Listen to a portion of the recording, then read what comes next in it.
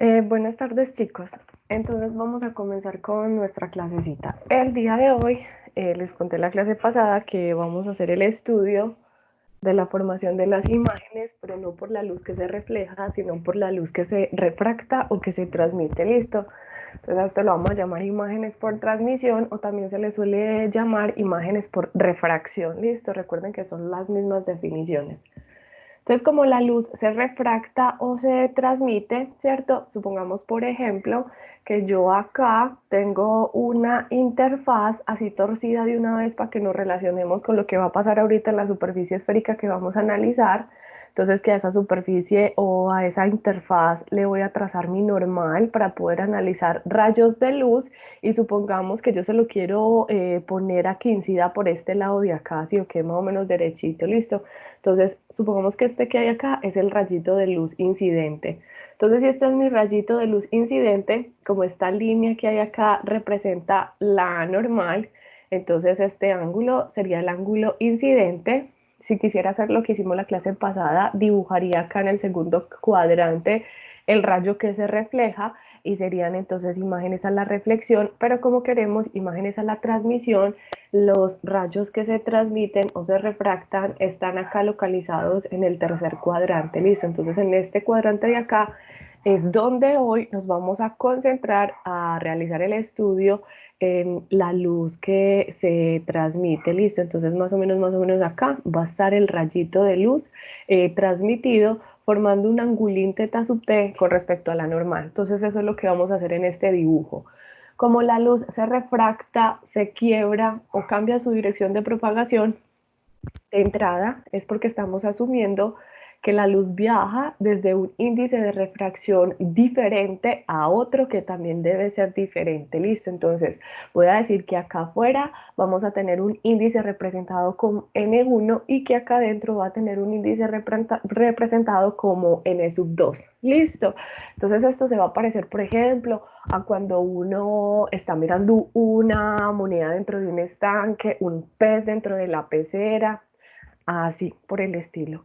Entonces voy a definir el eje principal. Recuerden que el eje principal se define por el vértice y el centro de curvatura. Y cuando teníamos espejos, en los espejos se cumple que el foco es la mitad del radio de curvatura. Esto solamente es válido en los espejos.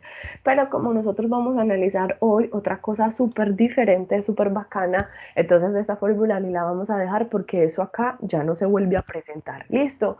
Vamos a seleccionar en nuestro eje principal un objetivo que sea, por ejemplo, como este puntito P, y obviamente ahorita vamos a analizar nuestra queridísima flecha de altura H sub P y para ver cómo se transforma ella. Entonces, por el momento, como solamente queremos la ecuación de Descartes, nos vamos a concentrar en cuál va a ser la imagen para este objeto puntual P.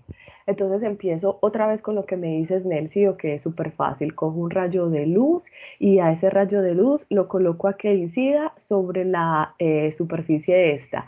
Esta superficie refringe o refracta o cambia la dirección de propagación de la luz. Entonces también a ella a veces se suelen referir como una superficie refringente. Esta línea punteadita es la interfaz, ¿cierto? Esta que yo tengo acá en nuestro dibujito pintada con rayitas, y luego hay que trazarle la normal. Recuerden que la normal es toda recta que atraviesa perpendicularmente esa tangente que acabé de dibujar, y para que eso suceda la línea debe estar extendida desde el centro de curvatura. Listo, más o menos ustedes van a creer que ese es el centro de curvatura, listo.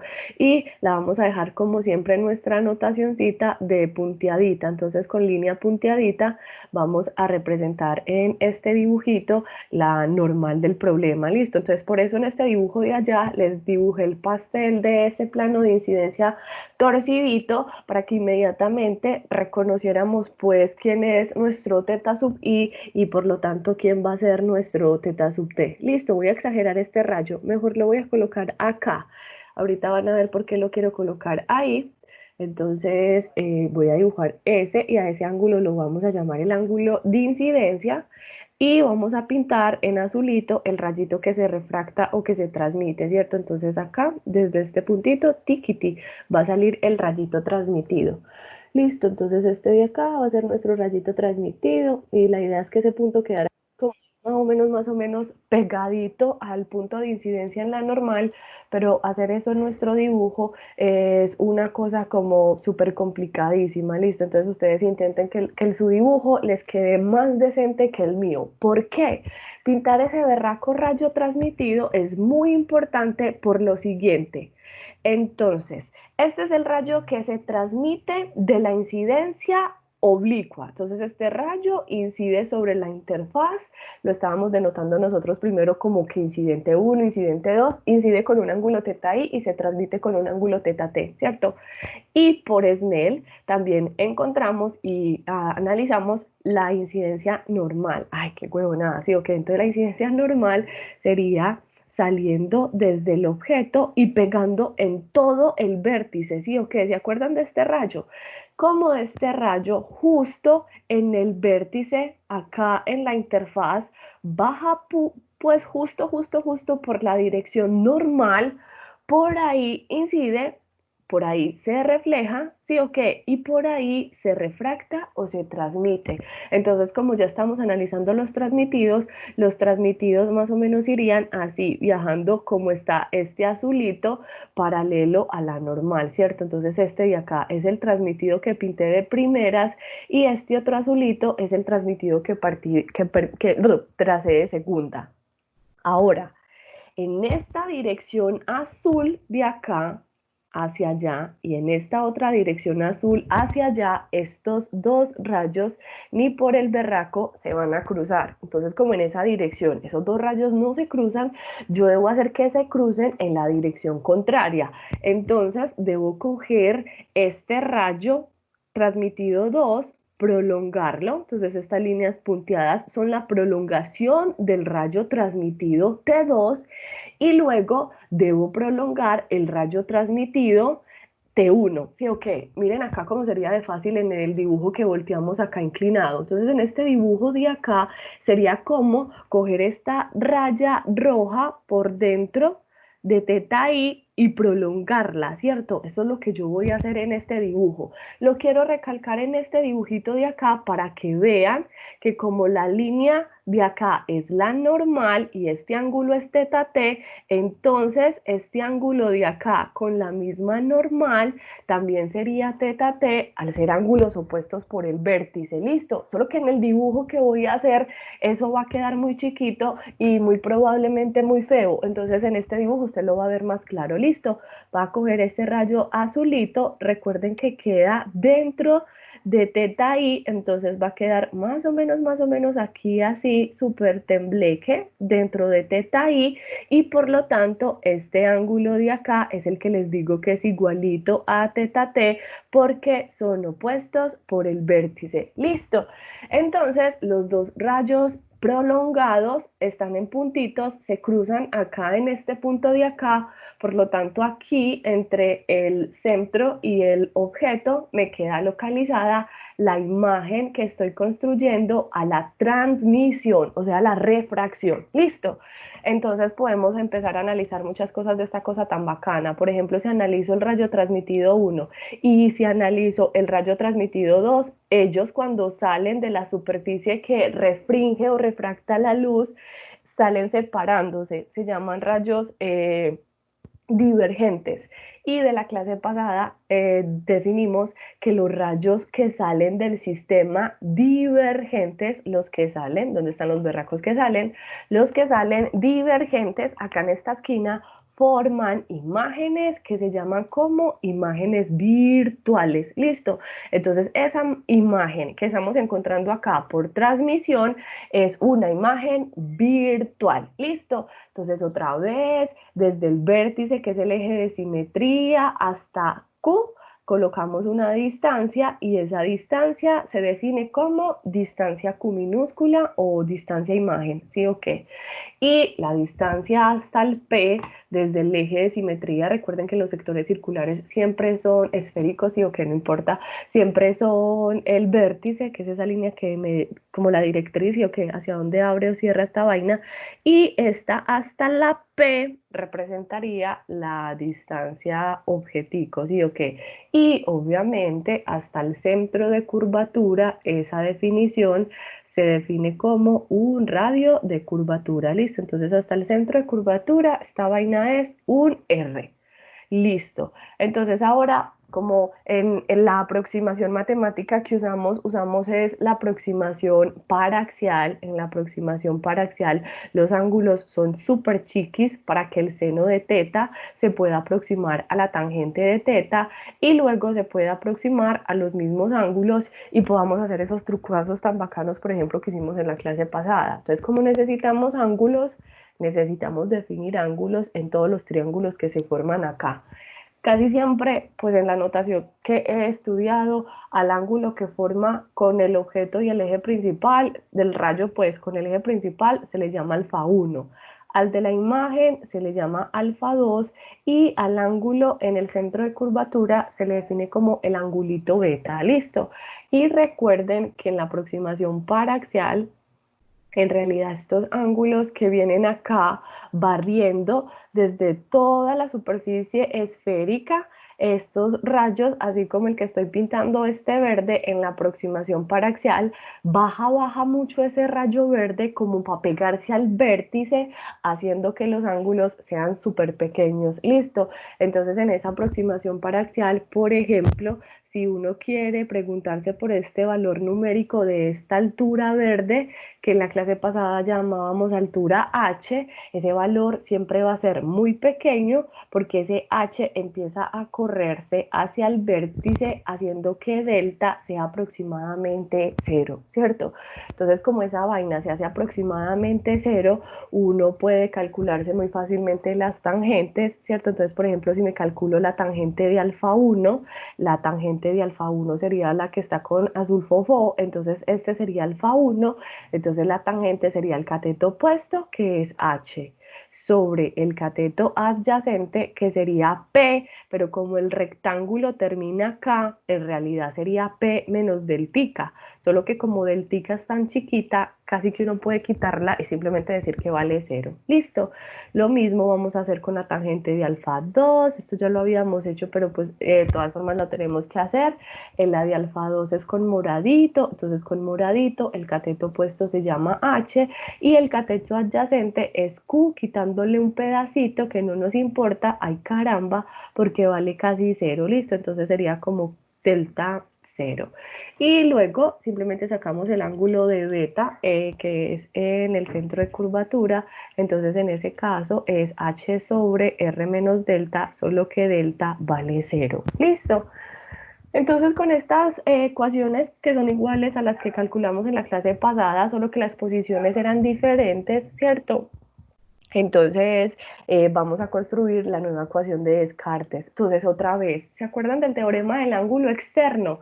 Un ángulo externo es igual a la suma de los dos internos más chiquitos, más aguditos. Entonces, beta es externo en dos triángulos. En el triángulo formado por el rayo incidente 1 y en el triángulo formado por la proyección o prolongación del rayo transmitido 1, ¿cierto? Entonces me voy a concentrar en esos dos triángulos.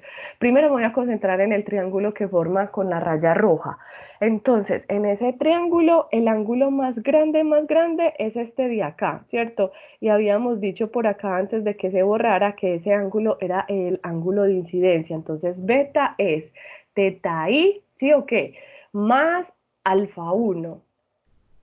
Pero beta también es externo ahora al rayo definido por la prolongación. En la prolongación, el ángulo teta es el teta sub t y el alfa ya es el alfa que se forma con la imagen que se define como alfa 2. Listo, entonces simplemente sería como o sumar 180 y simplificarlo o aplicar el teorema de los ángulos externos en ese triángulo. Listo, tengo dos ecuaciones, acuérdense que me gusta a veces la eliminación, pero aquí la eliminación está como un poquito escondidita para poderla aplicar. En la clase pasada aquí me quedaba teta i y aquí me quedaba teta r. Entonces cuando yo cogía y restaba teta i con teta r, inmediatamente se me cancelan. Pero todos sabemos que teta i y teta t no son iguales, ¿sí o qué?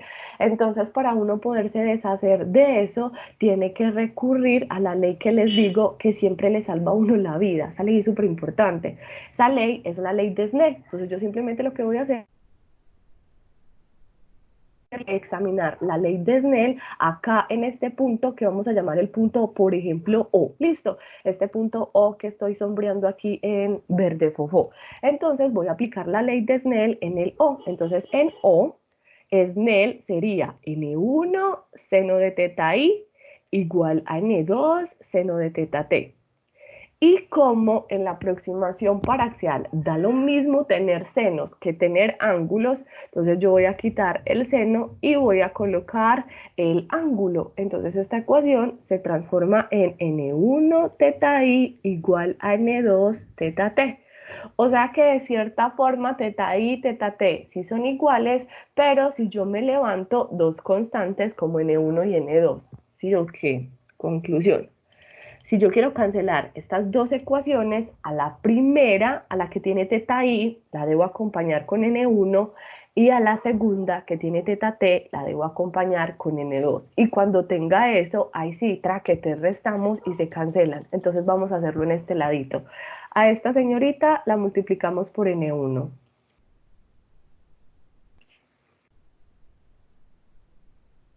Y a la de abajo la vamos a multiplicar por n2. Y entonces ahí, como en la ley de Snell se había transformado en N1 teta I y N2 teta T, miren esto, aquí son más. Entonces, si usted las resta, como esas dos cosas son iguales, entonces se le van a simplificar. Listo, entonces estas dos, chao. Si yo resto mis ecuaciones, sí se van a simplificar. Entonces yo voy a coger estas dos ecuaciones y las voy a restar, ¿cierto? Cogemos estas dos vainas y las restamos. Entonces, como resto desde arriba, me queda N1 beta menos N2 beta, ¿cierto? Arriba me queda N1 alfa 1 menos N2 alfa 2. Y luego simplificamos, entonces me queda N1 menos N2, factor común de beta, y acá nos va a quedar N1 alfa 1 menos N2 alfa 2, ¿cierto? Y luego otra vez la maravilla de la aproximación paraxial. Ahora voy a coger la tangente y la voy a reemplazar por el mismo ángulo. Entonces, en vez de pensar que estos son tangentes, voy a pensar a que son los ángulos puritos y me voy a venir a meter eso en el resultado matemático que encontramos. Entonces esto sería N1 menos N2 por beta. Y beta es H sobre R, ¿sí o qué?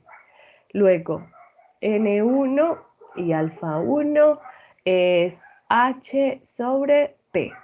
Y N2 alfa 2 es H sobre Q, ¿cierto? Entonces yo aquí puse las H separadas porque en realidad como la H es un factor común, no me importa, se puede quitar muy bacanamente y entonces uno queda de una con la nueva ecuación que le describe la formación de las imágenes a la transmisión. Entonces esta va a ser la nueva ecuación de Descartes.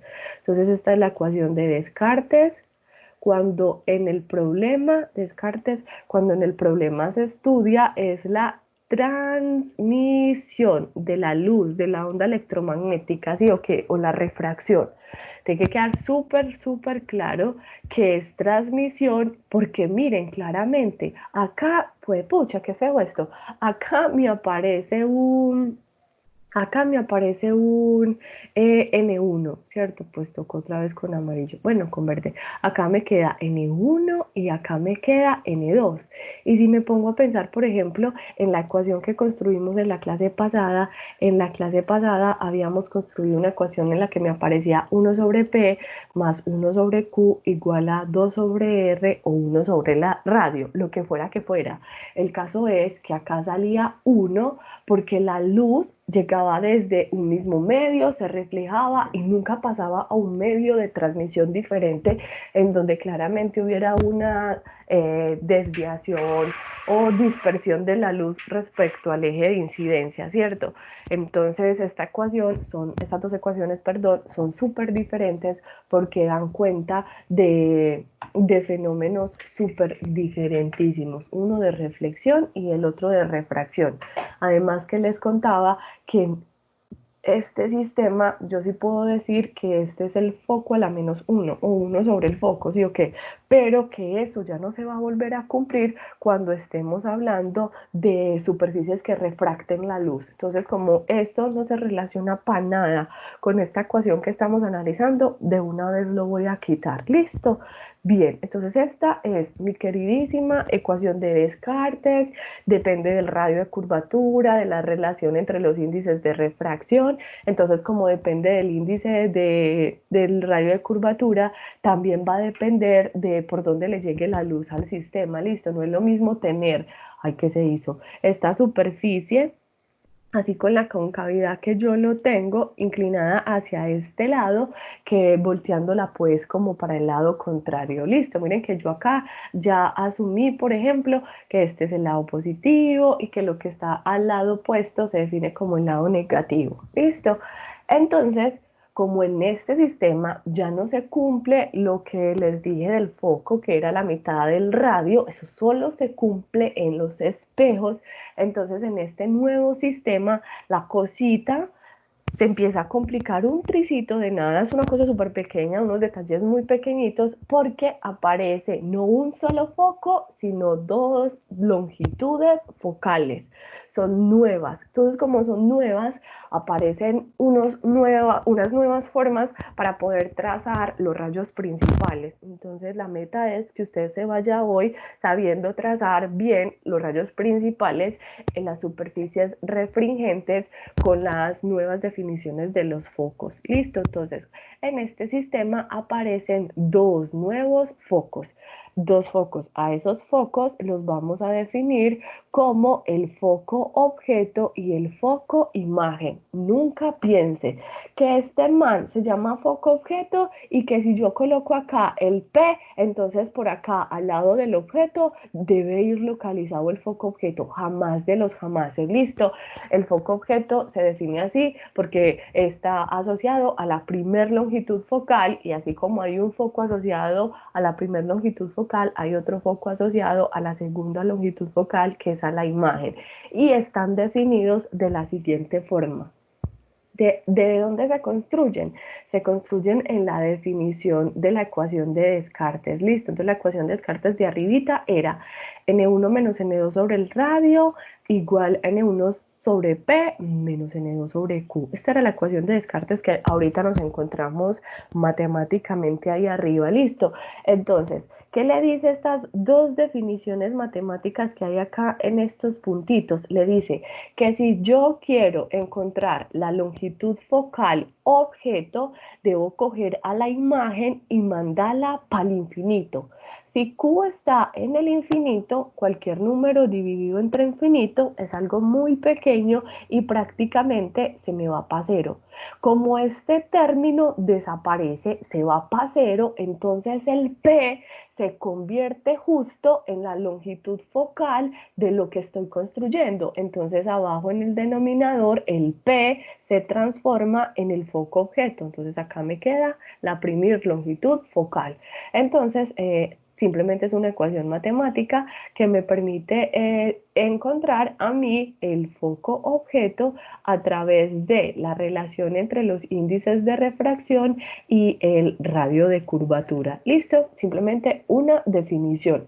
Ahorita en el trazado de rayos principales espero que les quede claro, súper fácil pues esto, que si el rayo sale a buscar un foco, si pasa por un foco, sale paralelo. Y si entra paralelo, sale a buscar el otro foco. Listo, ahorita les voy a mostrar eso en el trazadito de rayos. Listo. Ahora nos vamos para la construcción del FI. Entonces el FI es al revés. voy a coger no a la imagen y la mando para el infinito, sino que cojo al objeto y lo mando para el infinito. Entonces, si el objeto está en el infinito, el rayito va a salir a buscar el foco imagen. Es que es súper fácil de trazar, listo. Entonces, esto es n1 menos n2 sobre el radio y acá me queda n1 sobre p, pero p se fue para el infinito. Cualquier número sobre infinito demasiado chiquito y se va para cero. Y acá me queda n2 sobre la imagen, pero la imagen se convierte en el foco imagen o la segunda longitud focal, ¿cierto? Entonces la diferencia es que el foco imagen me va a quedar menos n2 por el radio sobre n1 menos n2. Listo, entonces estas dos van a ser las formas matemáticas con las que nos vamos a construir el foco objeto y el foco imagen. ¿Para qué? Porque así como hay espejos cóncavos positivos y negativos, hay superficies refringentes positivas, negativas o positivas, negativas o convergentes y divergentes. Listo. A veces es súper útil encontrar relaciones entre el foco objeto y el foco imagen para poderlo encontrar más fácilmente cuando se estén haciendo ejercicios matemáticos. Por ejemplo, entonces, si sumo FO más FI, miren que ambos tienen el mismo denominador, entonces es una fracción homogénea. En el denominador me quedaría n1 menos n2 y solo debería coger y sumar los numeradorcitos, entonces sería n1r menos n2r. Y entonces uno de una cepilla, que esto es súper fácil, arriba y abajo salen los mismos factores, que se simplifica y nos queda un radio. Entonces esta ecuación es súper poderosa porque a veces me pueden pedir una forma sencilla de calcular el radio de curvatura del sector o uno de los focos conociendo el radio y el foco posterior o así sucesivamente, listo. Entonces esta ecuación es muy útil. Y las definiciones del foco objeto y el foco imagen aún son más útiles todavía porque con ellas es que se clasifican las superficies que estamos analizando. Entonces, ¿cómo se van a clasificar? En los espejos era súper fácil porque solamente había un foco. Entonces, si el foco era positivo, positiva, y si era negativo, negativa, o convergente o divergente, como usted fuera que le quisiera llamar. Les había dicho que en los espejos es más común que uno diga un espejo cóncavo o un espejo convexo. En las superficies que transmiten la luz, como estas refringentes, por ejemplo, se suele hablar de superficies positivas o negativas o superficies convergentes o divergentes. Listo. Entonces, ¿con quién voy a definir ese tipo de superficie ahora? Lo voy a hacer única y exclusivamente con uno de los focos. El primero, el foco objeto. Listo. Si es positivo, le digo superficie convergente. Y si es negativo, le digo superficie divergente. Listo. Acá ya no es más común hablar de cóncava y convexa. Se suele hablar de positiva o negativa o convergente o divergente. Listo. A mí, por ejemplo, me lo enseñaron con convergente y divergente. Es muy bonito, todo elegante. Entonces, de esta forma vamos a saber cuál es el tipo de superficie que vamos a analizar en particular. Listo. Bueno, casi tengo todo. Tengo los focos, tengo la ecuación que describe la nueva formación de imágenes a la refracción o transmisión en este dibujo tan bárbaro.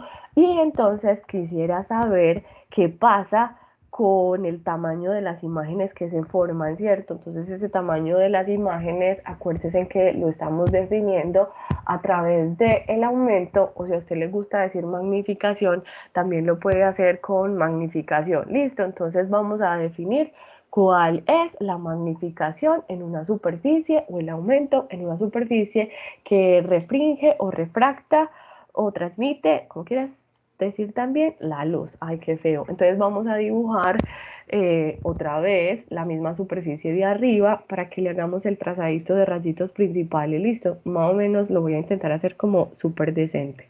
Listo, entonces supongamos que esta es mi superficie. Entonces, como esta es mi superficie, le voy a quitar esta mitad. Sí, ok, con un borrador más grande. Le voy a quitar esta mitad. Ay, fue pucha. Control Z. Entonces vamos a dibujar los rayitos principales, así, ¿cierto?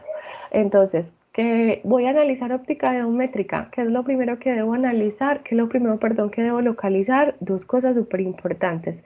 Sí o qué. Eje de simetría, que es extendido pues como por el vértice, y el...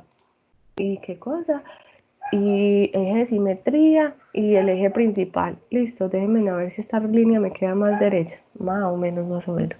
Listo, entonces como ya lo tengo, vamos a intentar colocar, bueno, esto no quedó a escala, pero más o menos así, ¿sí o no? Bien, en esta línea de acá vamos a colocar nuestro eje principal. Entonces el eje principal está definido por el vértice y el centro de curvatura. Entonces hay que definir en dónde lo vamos a poner. Este señor va a ser nuestro vértice.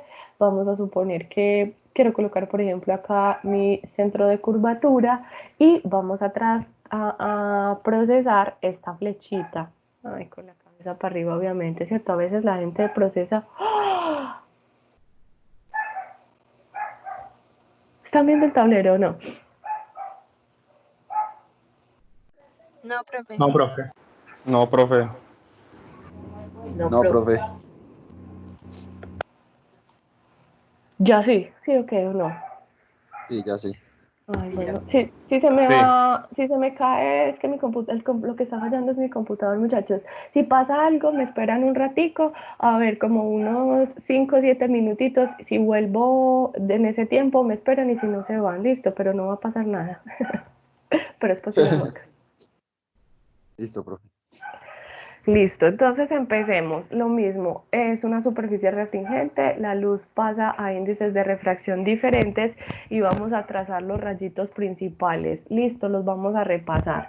Entonces, el súper fácil, un rayito de luz que incide por el centro de curvatura es una cosa súper fácil de analizar, ¿sí o no? Entonces, le pinto cabezas al rayo, cabezas entrando para analizar el objeto, este es el incidente, y cabezas saliendo del sistema óptico para analizar la imagen. Entonces, en este problema es muy fácil porque como esta interfaz con respecto a la normal son perpendiculares, el rayo está representando la incidencia normal, entonces por ahí incide y por acá, ¿sí o qué?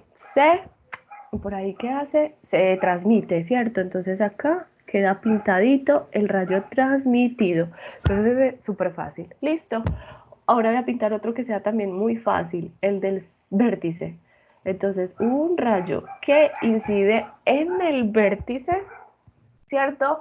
Se refracta en el tercer cuadrante. Entonces, en el tercer cuadrante, acá me vengo, pinto la interfaz, luego pinto la normal y entonces en este caso el rayo refractado o transmitido quedaría aproximadamente por acá, ay hijo de madre, viajando en el tercer cuadrante. Listo, este de acá sería mi teta i, ¿cierto? Mientras que este de acá sería mi teta t, ¿sí o no? Y ya es súper claro que esos dos rayos, azul y amarillo, no se cortan en esa dirección de propagación.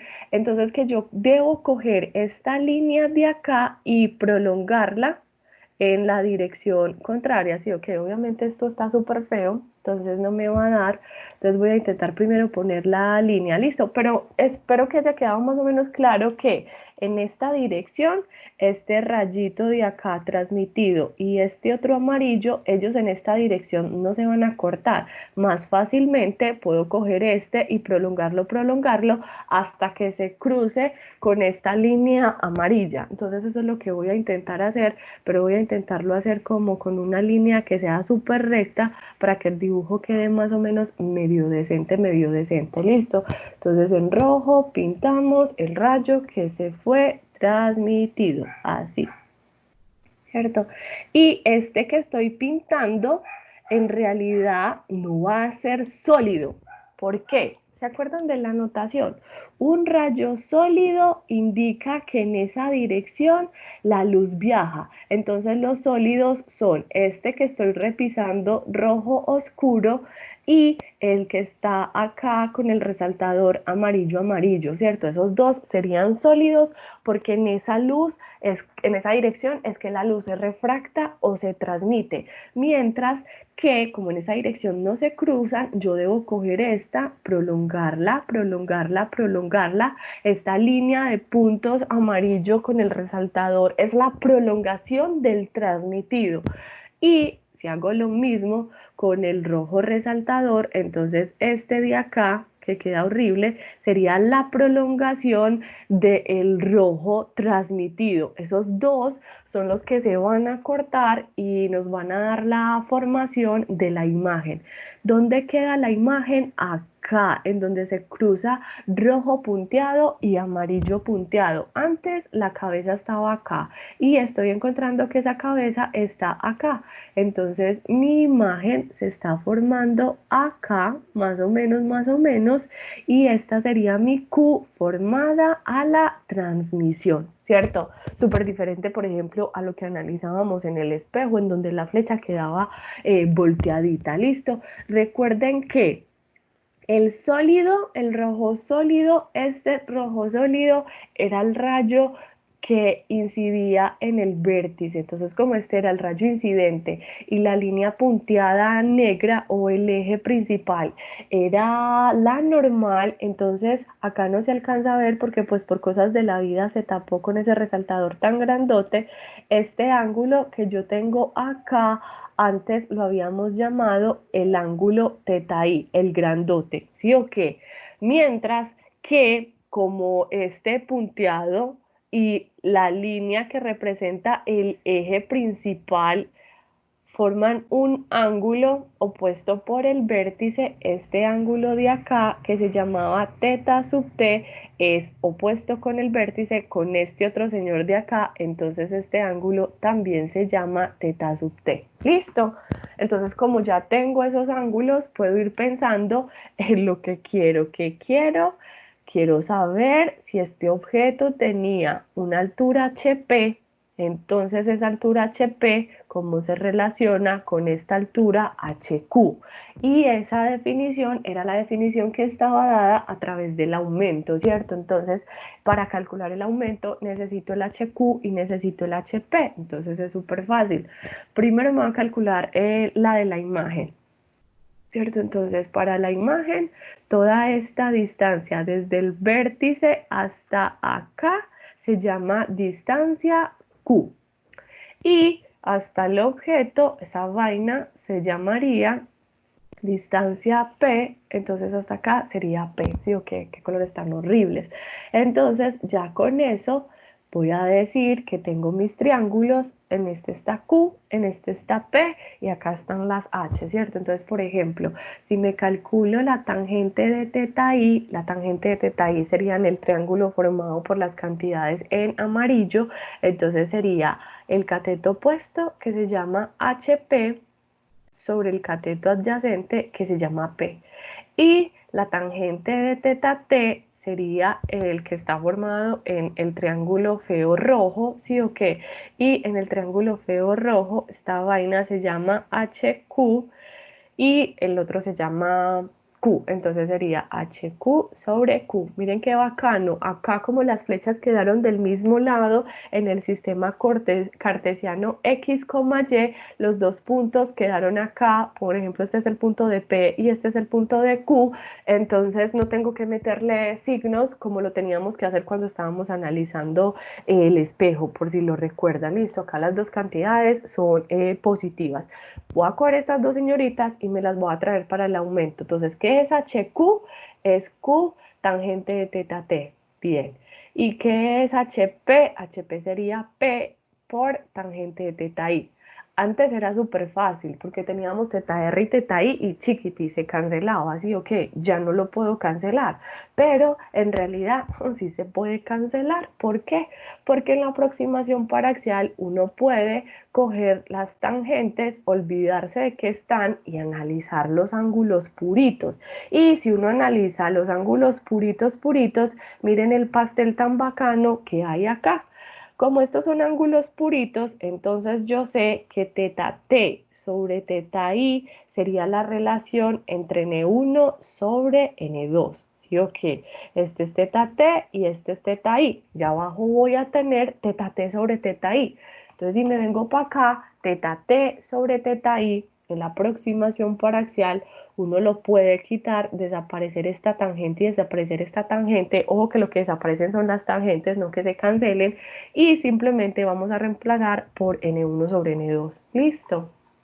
Entonces, mi aumento simplemente quedaría entonces como HQ sobre HP. Esa definición nunca cambia. Está de este lado, este rectángulo de acá verdecito, es que rectángulo, este pedazo que estoy acá sombreando, esa definición es igual para espejo cóncavo, convexo, lente positiva, lente negativa, no cambia. Lo que cambia es lo que va a aparecer al otro lado del igual. Entonces, ese cambio, por ejemplo, en este sistema depende de la relación entre los índices de refracción, mientras que en el espejo, pues obvio, no habían índices de refracción. Entonces, ese aumento ahora es N1 sobre N2, ¿sí o qué? Q sobre P. Entonces, este es nuestro nuevo conjunto de ecuaciones. Esta va a representar nuestro aumento y la que teníamos arriba va a representar la ecuación de Descartes.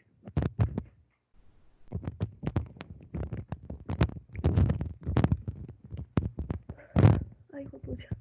Listo, entonces ya tengo como todo el conjunto de ecuaciones que me van a describir esta formación de imágenes a la refracción o refracción, pero no hemos aprendido a pintar los focos, el foco objeto y el foco imagen. Entonces eso es lo que necesito que aprendan.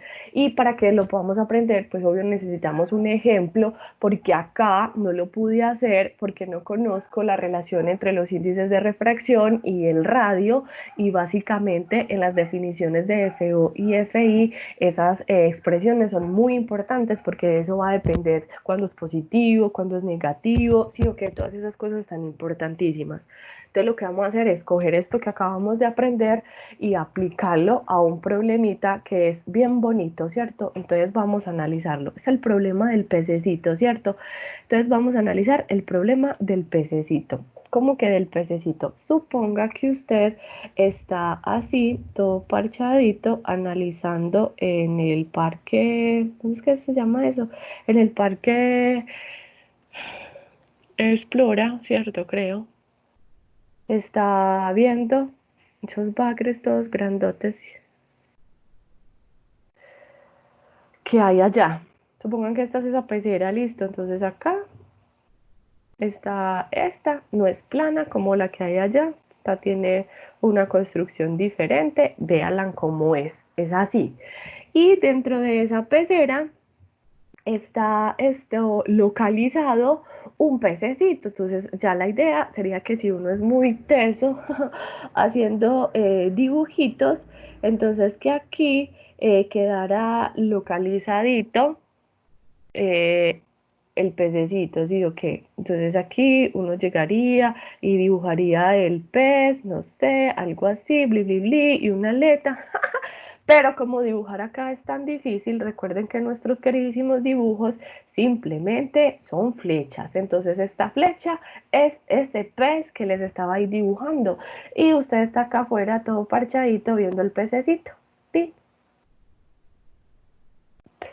Entonces, lo que queremos saber es, inventemos que este pez está metido dentro de un agua que tiene, no sé, cierto colorante, estoy también inventando, y que todo allá adentro tiene un índice de refracción en total de 1,5, ¿cierto? Entonces, lo que queremos saber es este ojo, ¿dónde ve el pez? Acuérdense que era un pez, ¿cierto?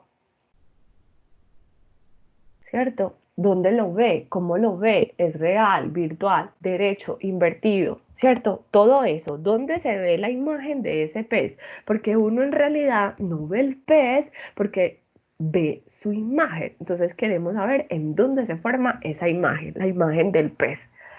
Listo. Entonces, como yo quiero encontrar eso, necesito algunas variables. Las variables van a ser, por ejemplo, las siguientes.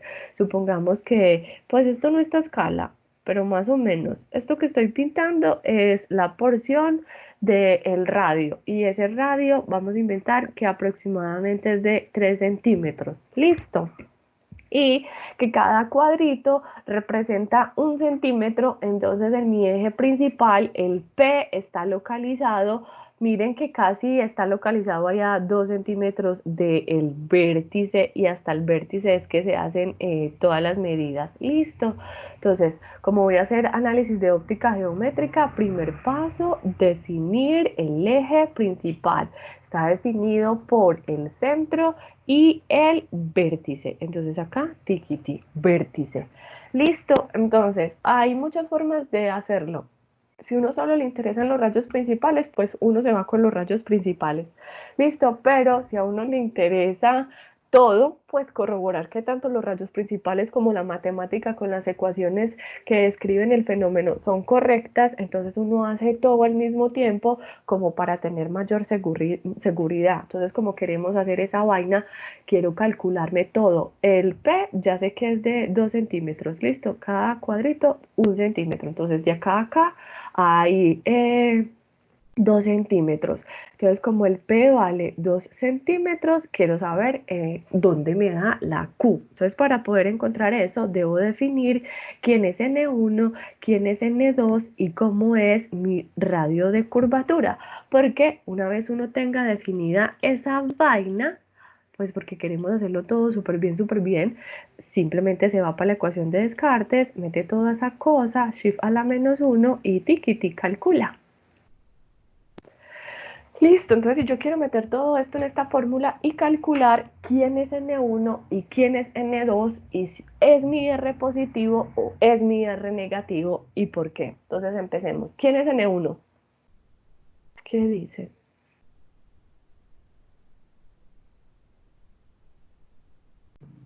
¿Qué es N1 para este sistema?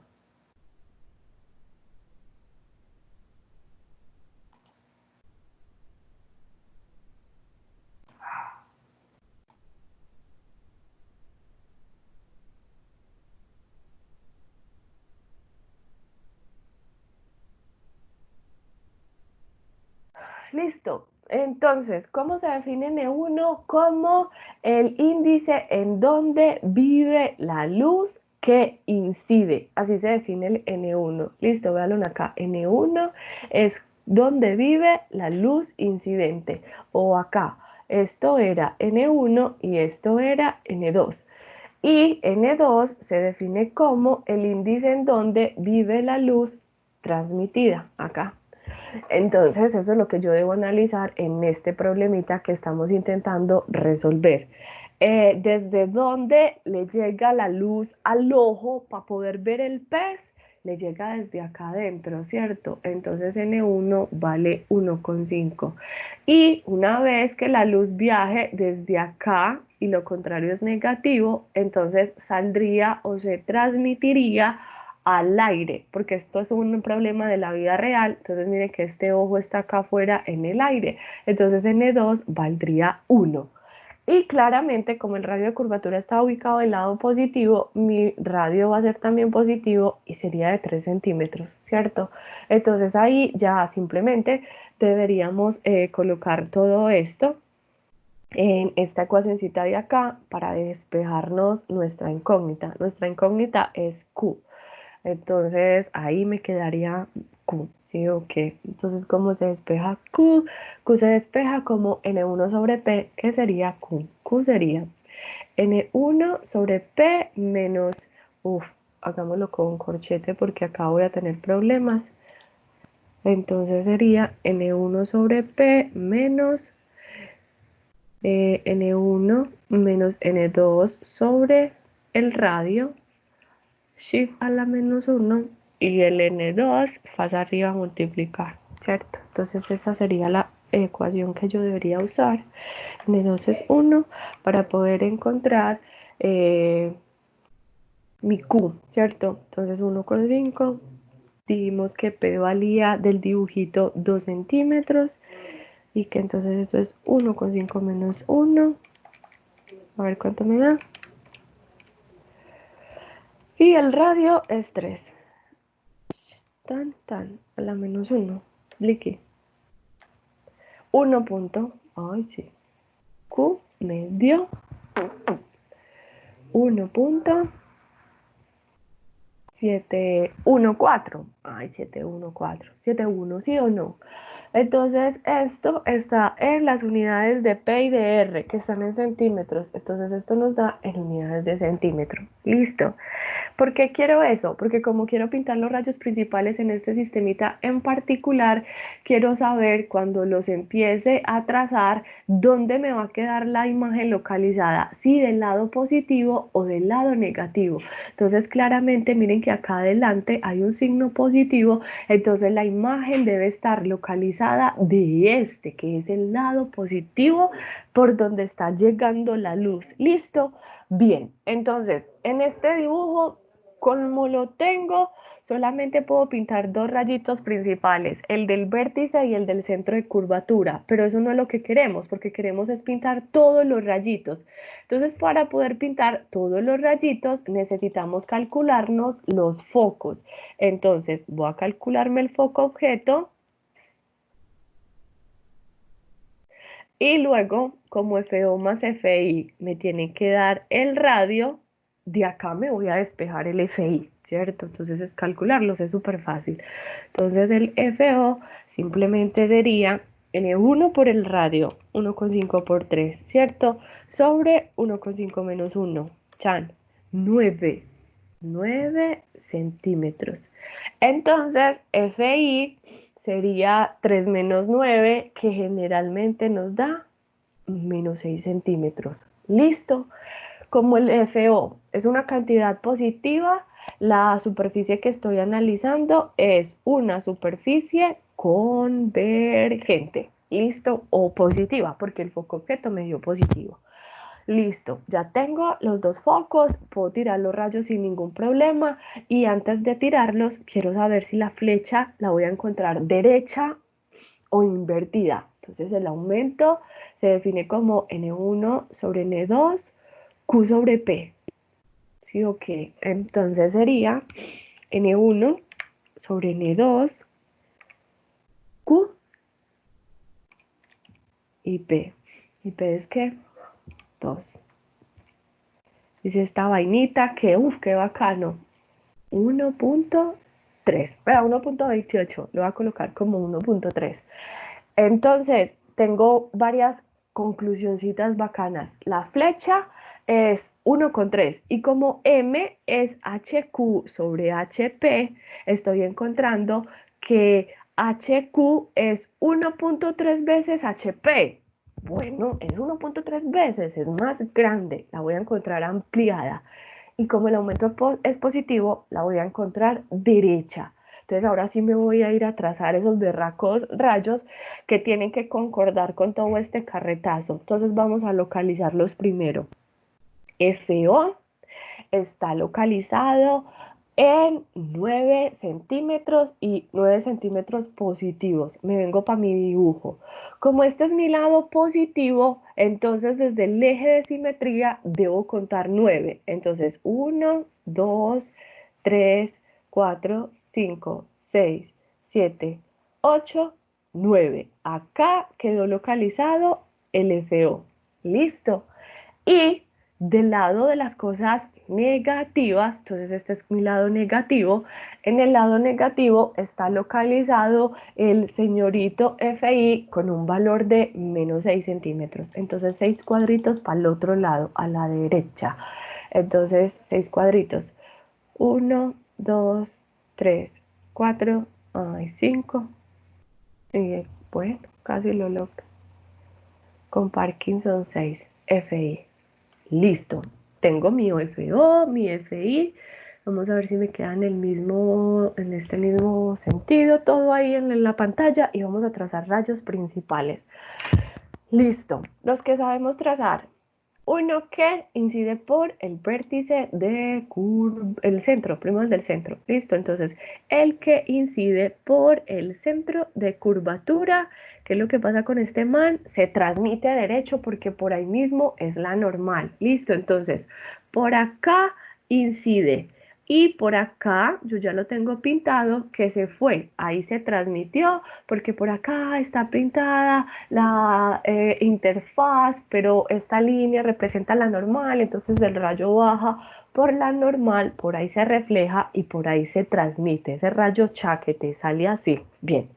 Luego debería pintar el del vértice, pero ese es muy fácil, entonces ese seguramente lo puedo cuadrar ahorita. Me voy con los difíciles. Los difíciles son, ¿se acuerdan?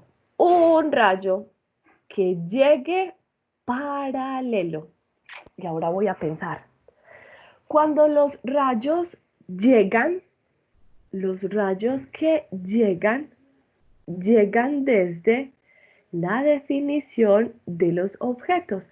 O, ¿para qué me sirven los rayos que llegan? Analizan la definición de los objetos. Entonces, es muy fácil saber qué debo hacer con el rayo que sale.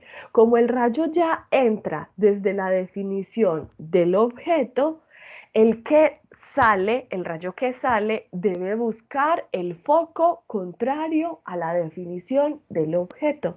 Y el foco contrario al objeto es el foco imagen. Entonces el rayo debe salir desde esta cabecita así a buscar o a pasar por el foco imagen. ¿Listo? Si un rayo llega, entra desde la definición del objeto, sale a buscar el foco contrario, que es el foco imagen. Listo. Ahí ya tengo dibujado el rayo transmitido 2, este verde y este amarillo. En esa dirección, esos dos rayos no se van a cruzar.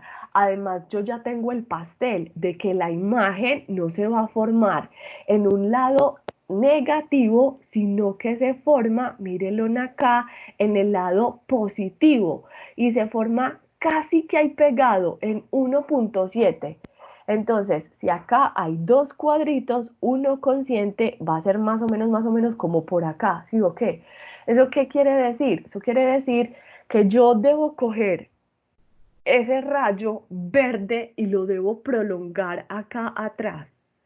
Entonces lo debo prolongar así. Esto va a quedar súper feo y yo lo voy a intentar hacer de la mejor forma. Lo voy a prolongar, prolongar, hasta que se cruce con el amarillo.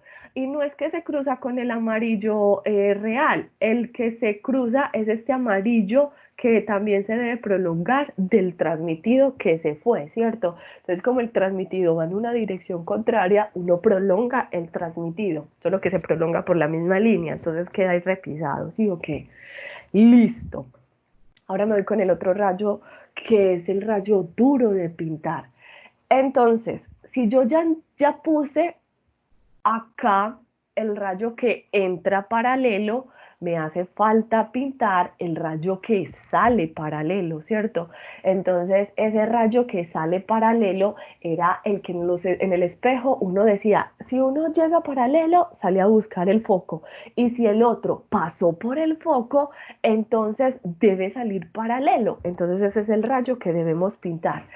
¿Cuál es el foco que nos hace falta? El foco objeto. Entonces, un rayo que pasó por el foco objeto, cuando salga de la superficie geométrica o de la superficie óptica, debe salir paralelo. Entonces, lo cojo desde el foco objeto. Debe tocar el objeto la parte más alta porque esa parte es la que estamos procesando. Listo, más o menos. Lo pongo más o menos ahí a que pase por la cabeza del objeto. Entonces ahí ya lo dañé y más o menos voy a tener que hacer un cuadris porque ahí ya se me dañó ese rayo, ¿sí o qué? A ver si soy capaz de bajarlo un tricecito. Es que es súper difícil. Bueno.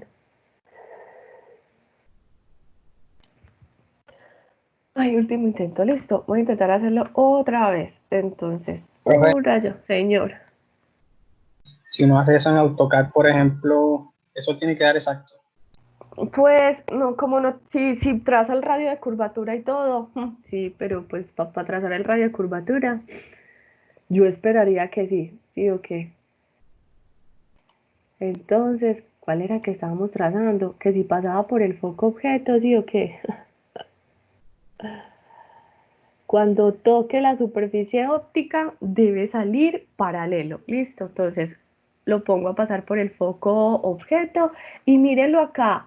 El que toque la superficie es el que se va paralelo. ¿Sí o qué? Este que hay acá es el que sale paralelo. Este es el que sale a buscar la imagen. Y ese es el que yo debo prolongar. Casi ahí me dio, casi me da acá todos en este punto, ¿cierto? Este último sí quedó pues horrible, pero es que esta vaina no se deja pintar. Listo. Entonces, el rayo que lleva la información de la imagen es el que sale, porque el rayo que sale es el que sale a buscar la definición de la imagen. Entonces ahí yo ya estaría encontrando que todos los tres rayitos se están cruzando más o menos acá en este puntico de acá. Entonces acá estaría localizada mi imagen a la transmisión, ¿cierto?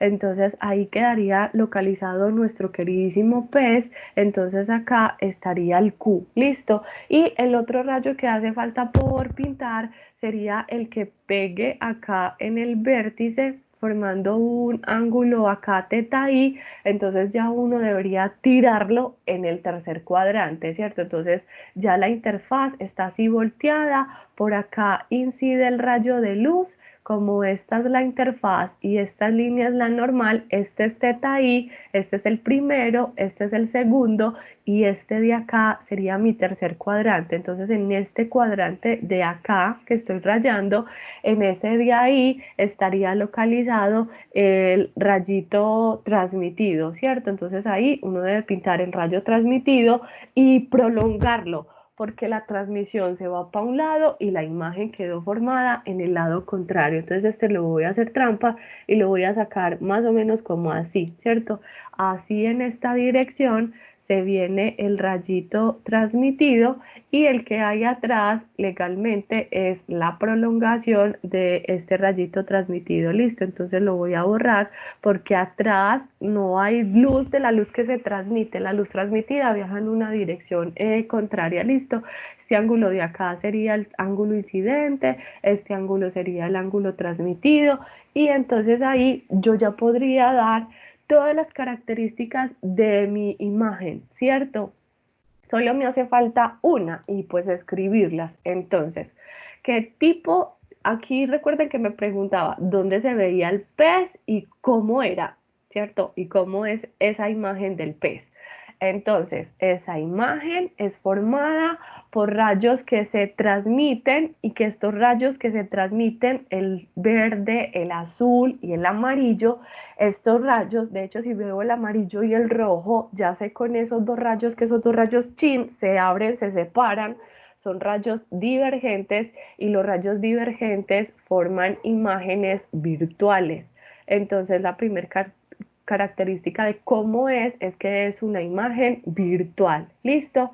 Luego, como el aumento me dio una cantidad positiva, lo verificamos en esta ecuación de 1,3 y 1,3 positivo, entonces quiere decir que mi flechita o mi imagen del pececito está derecha. ¿Listo?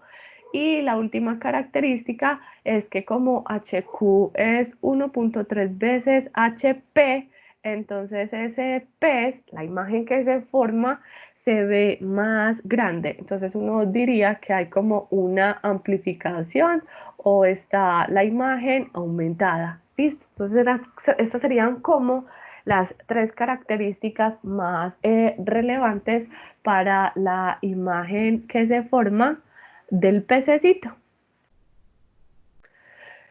Listo, entonces ya con eso podría, por ejemplo, pensar en otra formación de imagen para completar todo el proceso como tal, ¿cierto? Pero no en este dibujo para no dañarlo y que nos quede como tan feito como tal. Listo. ¿Qué más? Ah, bueno. Sí, ¿cómo sería poner este dibujo o este problema más bacano? Que esto no fuera un ojo, que esto no fuera un ojo, sino que fuera una niña. Que por ejemplo acá, ay no, una niña al derecha, ¿cierto? Por ejemplo que acá estuviera paradita una niña viendo el pececito. Entonces, pues para esta niña ya sabemos qué tipo de pez ve, cómo lo ve y cuáles son sus características. Pero puede pasar que la pecera en la que esté metido el pez tenga, por ejemplo, muchas propiedades reflectivas, estoy inventando, y que me pregunten también al mismo tiempo por cuál es la imagen que se forma, cuál es el reflejo de la niña en la pecera, ¿cierto? Entonces ahí, por ejemplo, también podría encontrar la formación de la imagen en este sistema, pero a la reflexión, cuando a la vez también va a haber transmisión como tal. Listo. Entonces este sería como el ejemplito sencillito que uno puede estudiar para poder intentar dar la representación de los rayitos principales. Listo. De pronto si tienen duditas al respecto.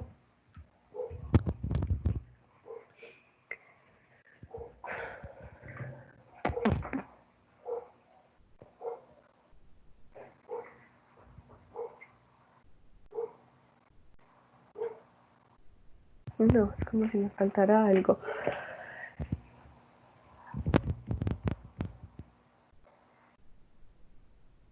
No. Bueno.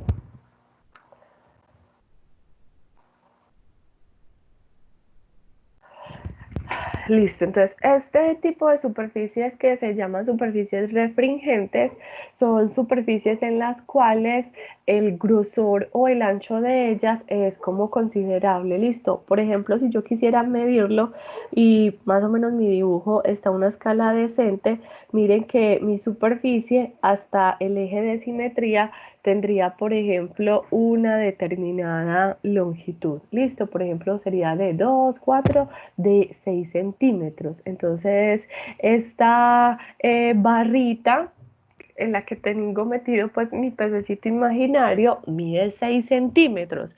Entonces, si uno se pone a pensar en las gafas o en las lentes que corrigen los problemas de visión, estas lentes no tienen un grosor tan grande de 6 centímetros, ¿cierto? Si me ponía a pensar en 6 centímetros sería como, no sé, como si esto es una pulgada, sería como la medida de un dedito, ¿sí o qué? Eso es demasiado para uno decir que usted va a usar unas gafas de 6 centímetros de longitud, le va a tumbar la cabeza.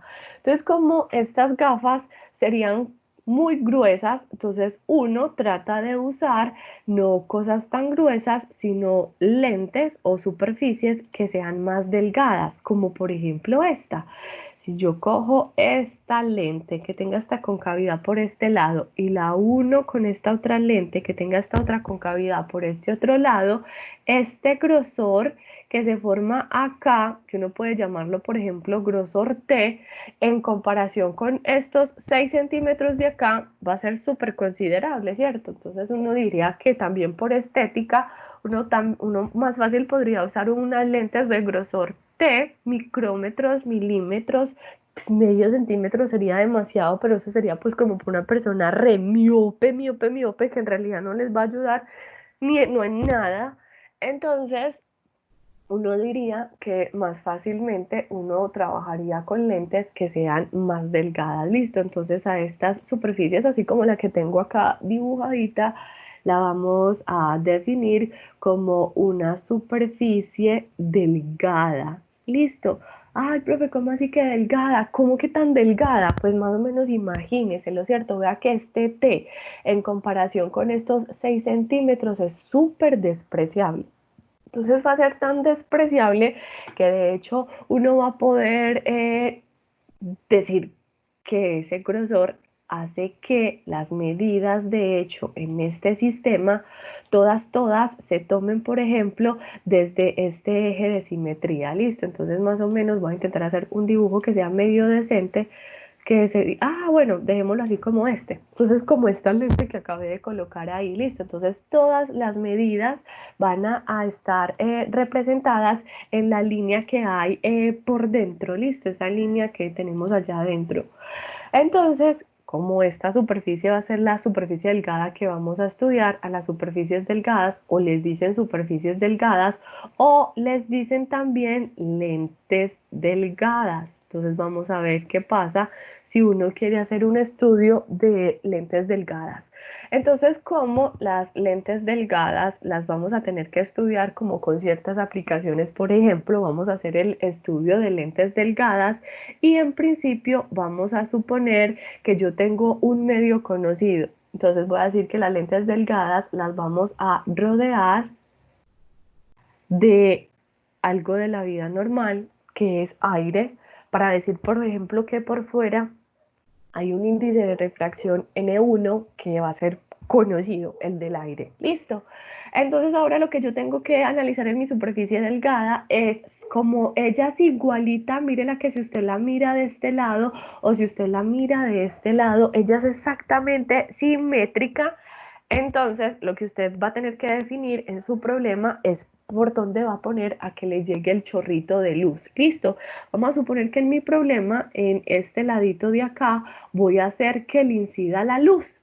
Entonces, voy a hacer una definición que da paso a los sistemas compuestos y que depende de cómo le llegue la luz a esos sistemas. Entonces, ¿qué es un sistema compuesto? Es un sistema en el cual hayan por lo menos dos diferentes sectores circulares. Entonces, si yo separo mi lente delgado, este sería un sector circular y este sería un sector circular. A eso se le llama superficie compuesta. Por ejemplo, si yo la alargo como la barra o la pecera que estaba trabajando arriba y dentro de esto le meto una lentecita como esta, delgadita, entonces mi sistema es súper compuesto porque tengo esta y tengo esta, ¿cierto? Entonces, en orden, como la luz recorre cada una de esas superficies de ese sistema compuesta, el orden es muy importante porque define el tipo de superficie. Entonces, por ejemplo, si yo a este problema le digo que la luz le llega de este lado, la luz atraviesa de primero este sector. Entonces, este sector se llama la superficie S1. De segunda, atraviesa esta, porque si usted coge este chorrito de luz, hace que en este sistema se transmita, este sería el transmitido y para esta señorita se convertiría en el nuevo incidente. Entonces esta señorita de acá sería la superficie C2, luego el chorrito de luz atraviesa a esta señora de terceras, es la superficie C3 y esta por lo tanto es la superficie S4.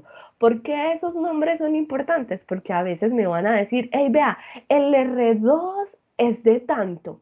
Y yo, ay, puta, entonces, si yo tengo este dibujo, ¿cómo hago para saber quién es R2? R2 es el que se le asocia a la superficie a la cual la luz le llega en segunda instancia en el recorrido de propagación. ¿Listo?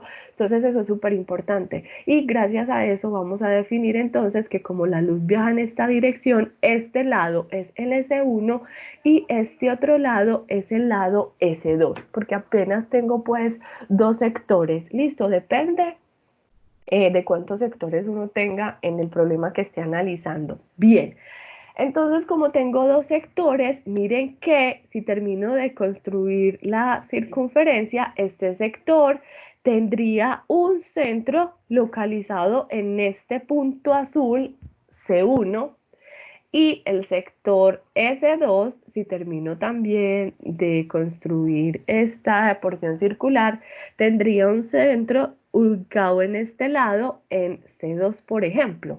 Puede pasar que en este dibujo, puede pasar así como en este dibujo que les dije que los dos radios eran iguales, pero puede pasar en otro problema, en otros tipos de lentes que vamos a analizar, que tienen una formita diferente, que los dos sectores tengan diferentes radios. Entonces, saber diferenciar quién es más grande o pues qué radio le corresponde a quién es muy importante. Listo.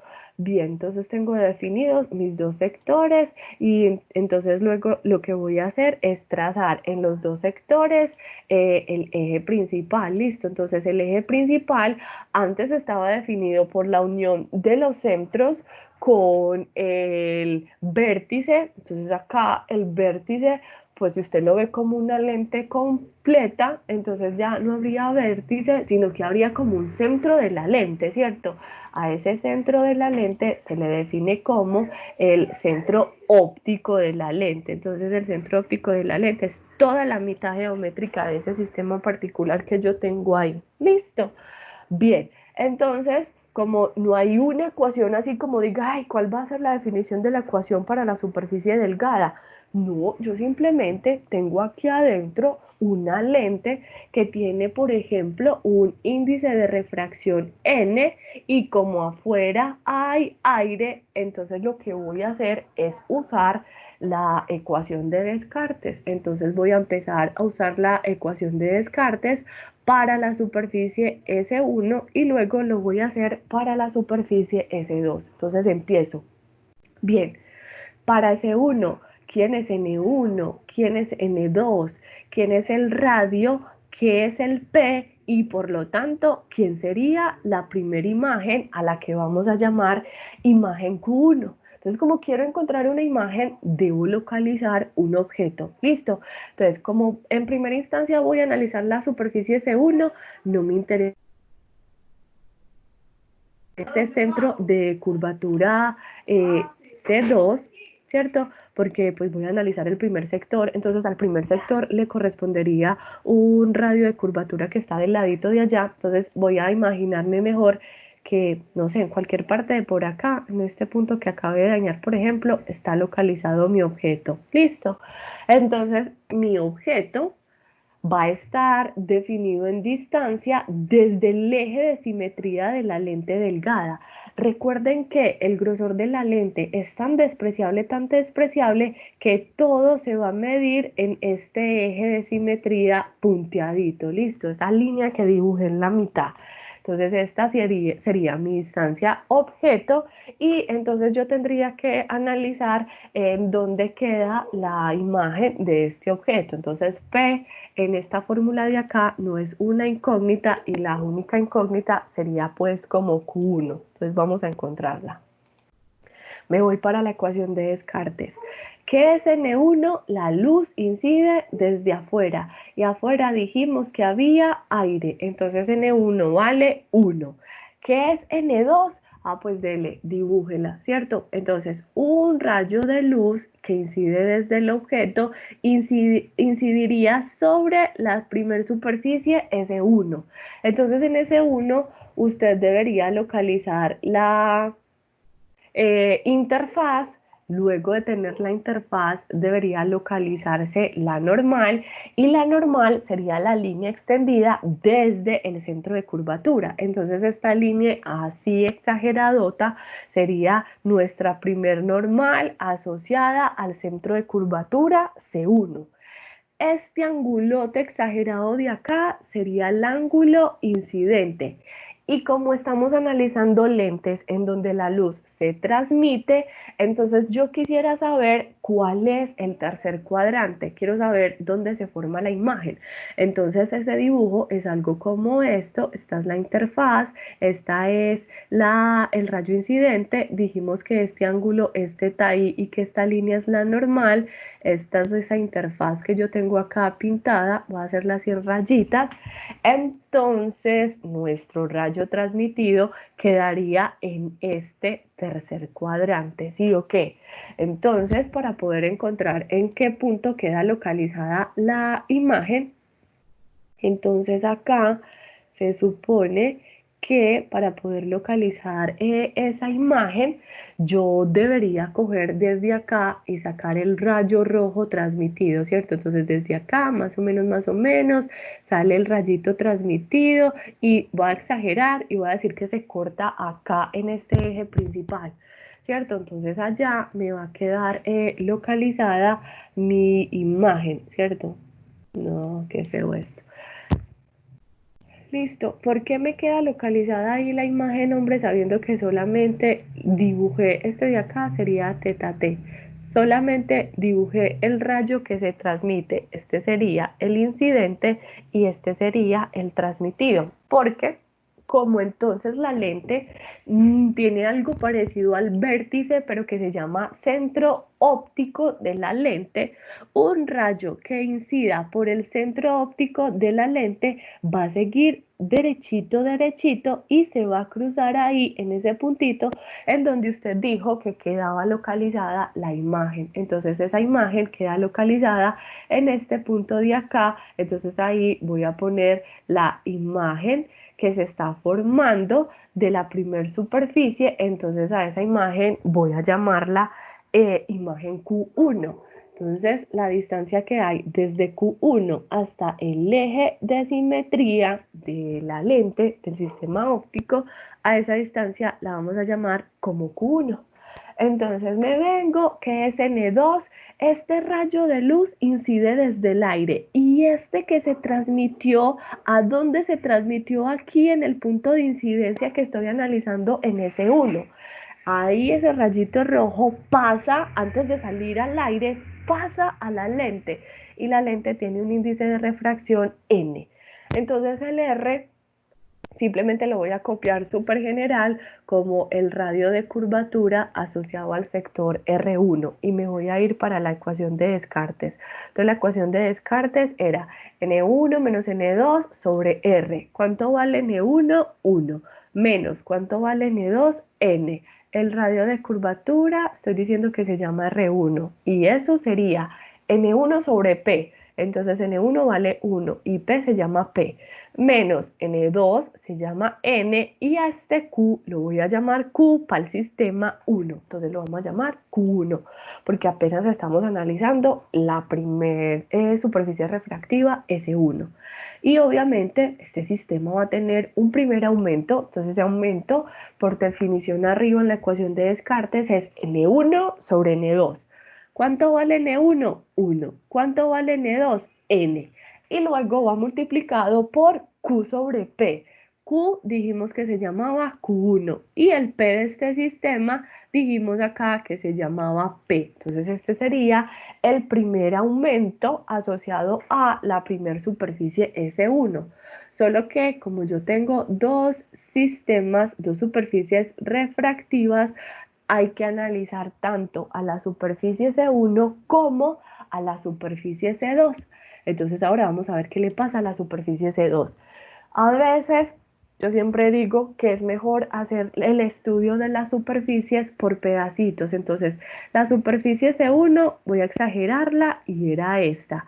A S1 la luz le llegaba así, desde aire y pasaba hacia índice de refracción N, mientras que a la superficie C2 la luz se le llega o le llega de este lado y pasaría a aire.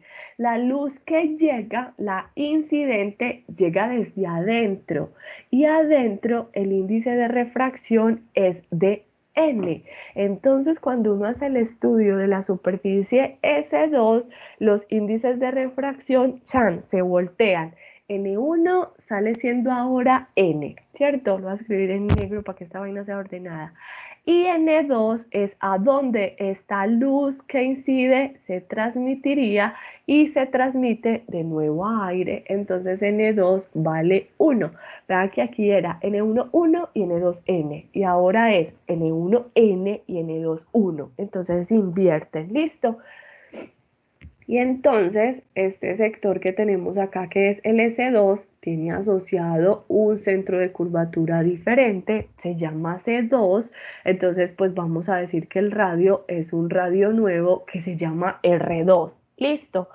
me voy como para lo más importante de los sistemas compuestos.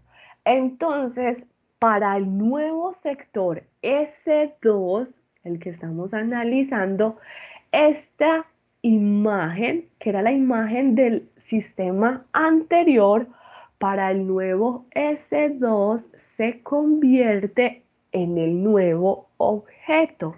Entonces, cuando yo me vaya para la ecuación de Descartes, entonces cuando yo meta el N1 menos N2 sobre R igual a N1 sobre P menos N2 sobre Q, este P es el Q anterior. Entonces este Q se convierte en el nuevo P del sistema. Entonces, ¿cuánto vale mi N1? N. ¿Cuánto vale mi nuevo P? ¿Qué es lo que mi superficie ahora va a transformar? Va a transformar la anterior imagen. Entonces la anterior imagen la llamamos ahorita imagen Q1. Entonces acá me quedaría Q1.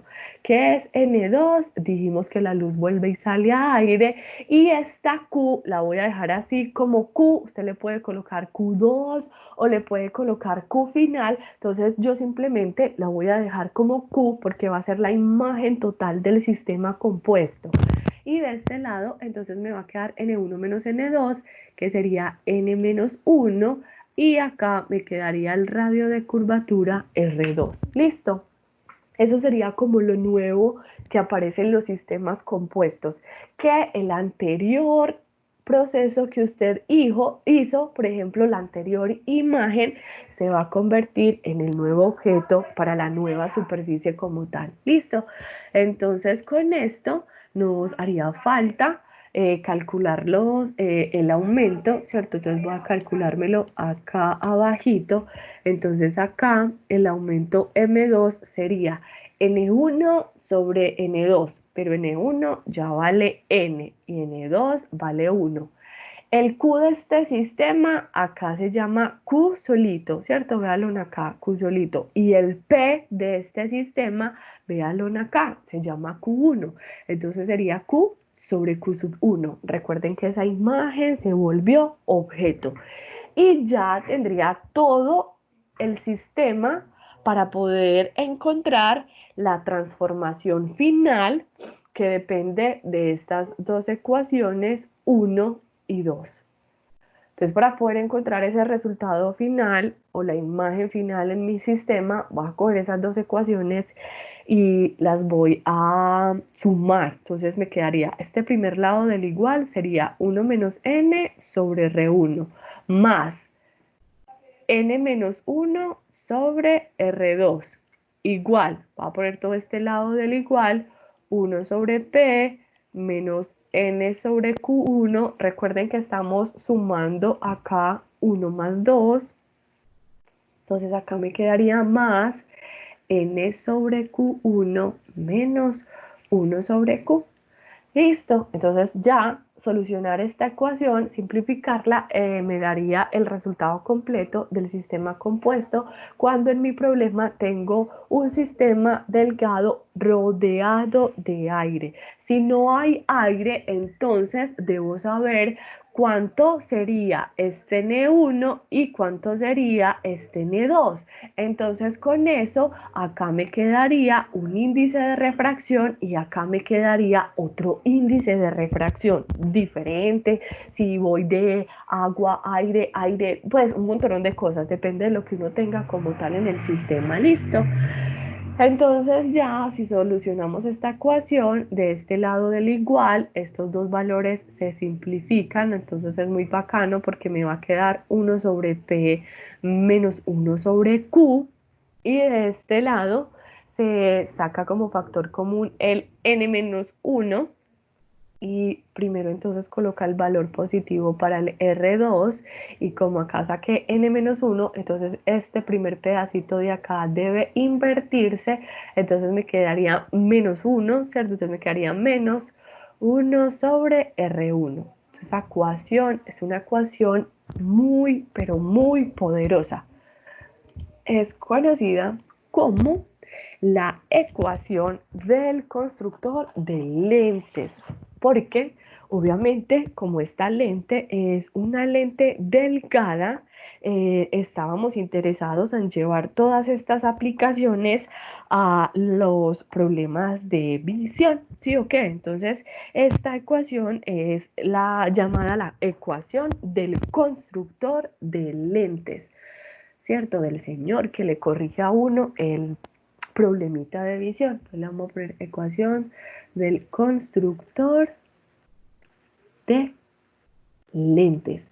Entonces vos te vas con este man tiene un vidrio, ¿sí o qué? Entonces él dice, ah, listo, vea, usted necesita un vidrio que tenga tiquiti, tal índice de refracción. Entonces él con su vidrio pulido ya le va a construir o le va a designar este índice de refracción. Entonces ya le pone sus ojitos, le empieza a hacer medidas, le empieza a medir en realidad cuáles son los casquetes o los radios que necesita, porque usted ve las imágenes a una distancia de un punto lejano o un punto cercano, entonces él juega con estas dos distancias para poder fabricarle los radios de curvatura que le corrijan a usted ese problema de visión, ¿cierto? Entonces él coge un bloque de un material conocido, lo empieza a devastar o a pulir con dos caras de diferentes radios R1 y R2 y con eso le va a corregir a usted su problemita de visión. Entonces esta ecuacioncita es muy importante para ese problema de visión como la miopía o la hipermetropía, pues que son como los que vamos a mencionar en nuestra construcción. Entonces, ¿ahora qué sigue? Sigue mera vaina, porque en las superficies como estas refringentes existían dos longitudes focales, un foco objeto y un foco imagen. Y entonces eso estaba determinado por esta ecuación de Descartes con estos dos rectángulos. Entonces lo que yo quiero saber es si yo cojo estas dos definiciones que hay acá, control C, y las aplico a esta ecuación del constructor de lentes que me acabé de encontrar, yo quiero saber si esas dos ecuaciones de FO y FI se siguen manteniendo y si en las superficies que son así como estas, que son delgadas, esos focos van a tener esas formas así tan complicadas o si de pronto por cosas de la vida pasa algo más bacano. Entonces lo vamos a hacer. Va con esta ecuación y voy a hacer las aproximaciones. En donde esté la Q voy a colocar el infinito. Entonces me quedaría 1 sobre P menos 1 sobre Q. Y Q lo voy a mandar para el infinito. Entonces cuando Q está en el infinito, todo este término se va para cero. Y de este lado me va a quedar n menos 1 multiplicando por las relaciones de todas estas vainas de los radios, ¿cierto? Y cuando uno coloca Q en el infinito, entonces el P en realidad se convierte, lo borro porque el P se convierte en el foco objeto. Foco objeto. Entonces no me voy a despejar el foco objeto, voy a dejar ese fraccionario ahí tan horrible. 1 sobre el foco objeto, estoy encontrando que es n menos 1 por 1 sobre R2 menos 1 sobre R1. Bien. Ahora me voy a ir a encontrar la misma vaina, pero con la definición del foco imagen, ¿cierto? Entonces acá era 1 sobre P menos 1 sobre Q, la resta de N1 menos N, pues N menos 1, 1 sobre R2 menos 1 sobre R1. Y vamos a hacer lo mismo. Ahora voy a mandar a P para el infinito. Entonces, si a P lo mando para el infinito, todo este término, chao, se fue para cero. Y cuando P se va para el infinito, Q se transforma en el foco segundo, la longitud focal segunda o el foco imagen. Así que la ecuación ahora sería que menos 1 sobre Fi es igual a n menos 1 por 1 sobre R2 menos 1 sobre R1. ¡Qué bacano! Yo soy una tramposa.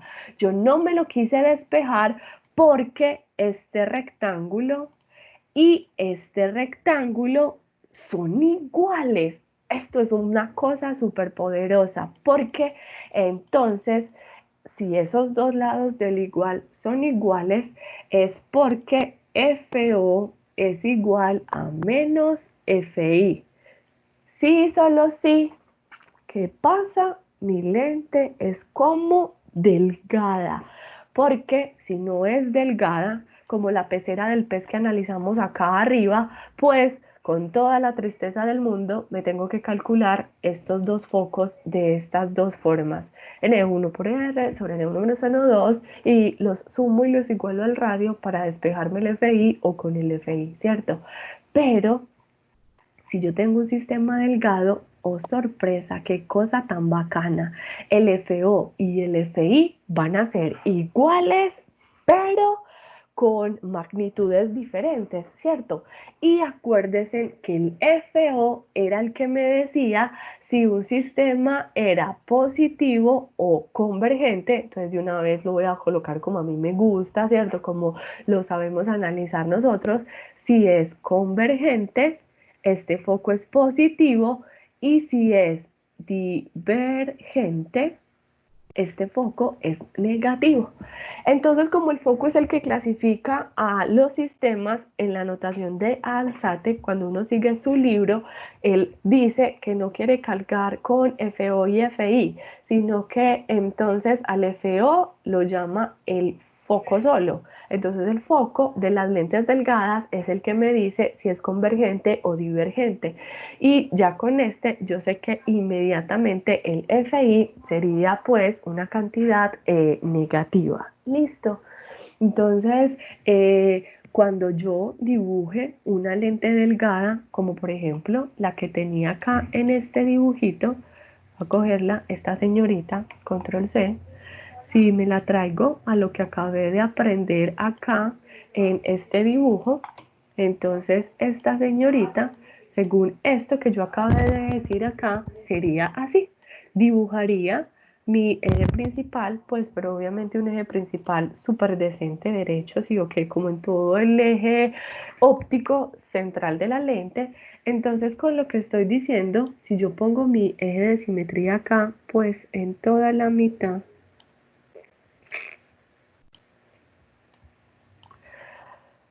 ay, bueno, no importa. Si yo lo pongo ahí en toda la mitad,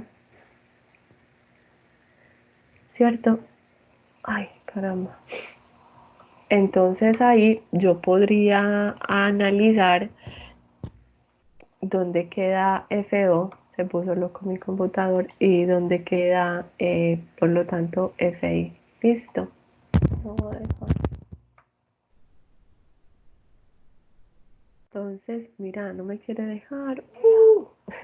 Se me ha vuelto loco este señorito.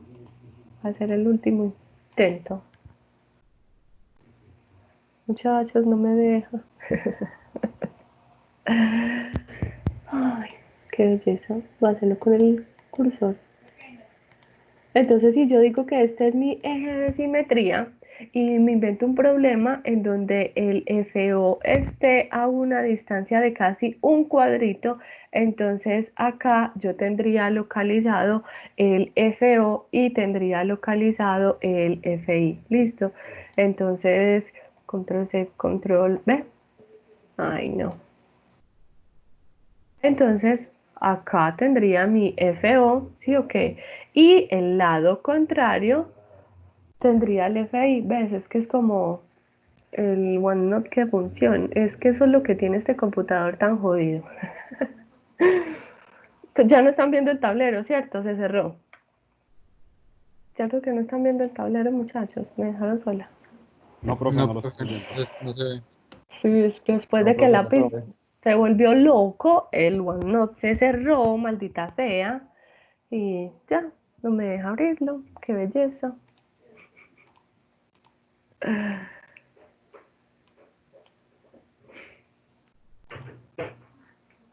Así. Voy a intentarlo abrir desde allí. Listo, lo bueno, todavía no. No, profe. No, profe. Ya. Listo, ahora sí. Listo, entonces si en azulito esta vaina es FO, entonces acá me quedaría FO, y si en amarillito este hijo de madre es FI, entonces acá me quedaría FI. Listo, ¿qué debo saber en mi sistema?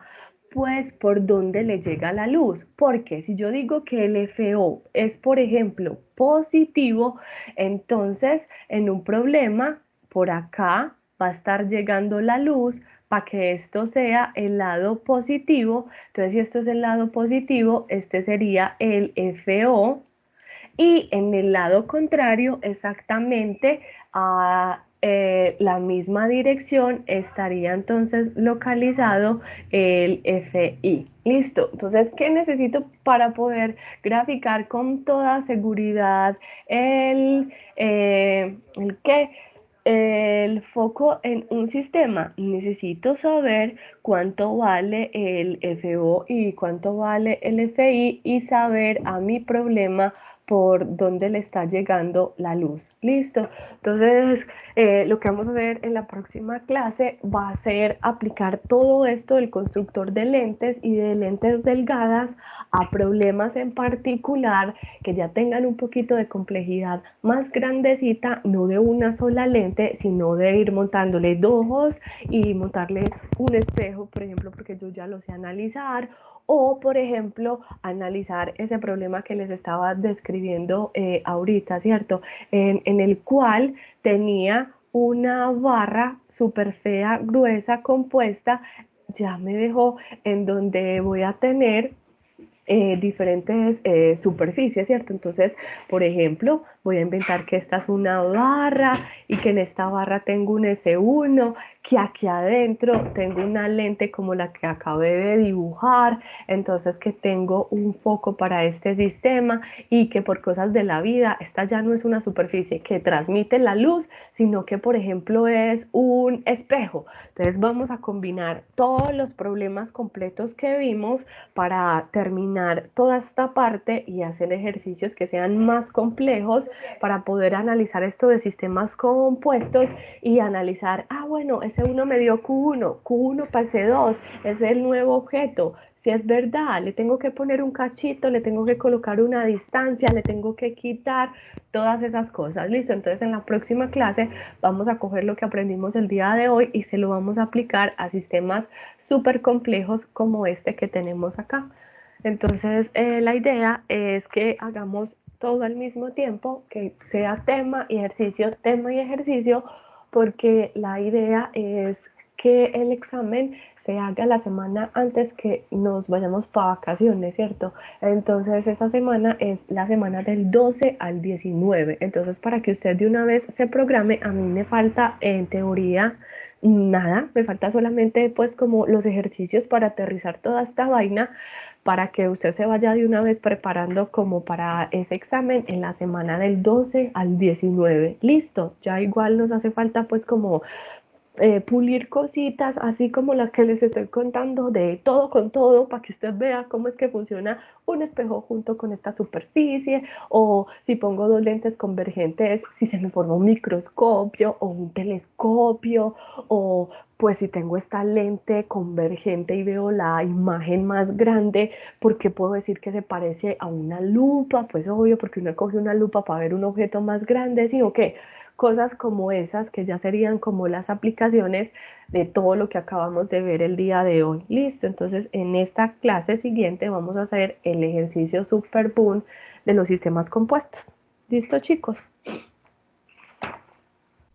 Bueno, bueno, una recomendación, sí o qué. Entonces la recomendación es como ya vimos, los sistemas refringentes, o sea que refractan y transmiten la luz, en el Alzate obviamente, que es el libro que a mí más me gusta, hay un ejercicio muy poderoso. De verdad, hágalo usted a conciencia con todo el carretazo que acabo de ver hoy con el pez.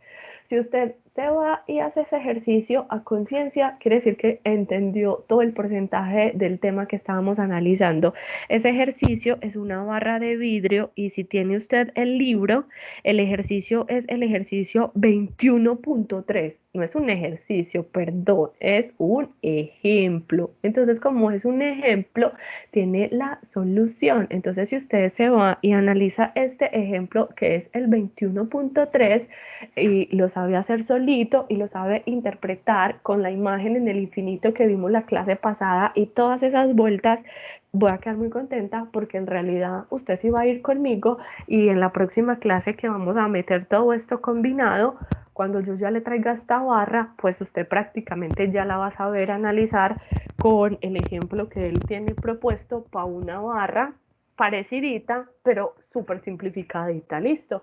Entonces les recomiendo mucho que estudien ese ejemplo de la barra compuesta. Y si no tienen el libro físico, este por ejemplo es el que yo estoy viendo del libro físico que yo tengo. Si usted no lo tiene, vaya en el PDF y busque la sección de los sistemas que refractan la luz, lo que acabamos de ver así donde se define FO y FI. En esa sección es el único ejemplo que hay y lo va a poder solucionar para que mire a ver si sí puede interpretar todos estos conceptos que acabamos de analizar hoy, porque nos quedaría solamente analizando, faltando pues como por analizar los delgados ya compuestos como tal. Listo. Entonces te pregunto si tienen duditas bien y si no, pues entonces nos vemos el miércoles si todo sale súper bien.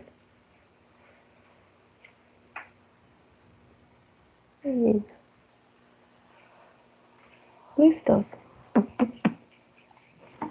Listo, profe. Gracias. Bueno chicos, se cuidan Listo, bastante. profe, gracias. Ahí voy Gracias, a ir profe. respondiendo con un pasito. Tengo muchos muchos chats ahí, entonces he estado respondiendo en la tardecita, respondí unos cuantitos y en ahorita voy a responder otros y así voy a ir respondiendo de a poquito de las personitas que han escrito para preguntar sobre su resultado. Listo, ya, con paciencia les voy a ir respondiendo. Listo. Bueno chicos, hasta luego, se cuidan bastante.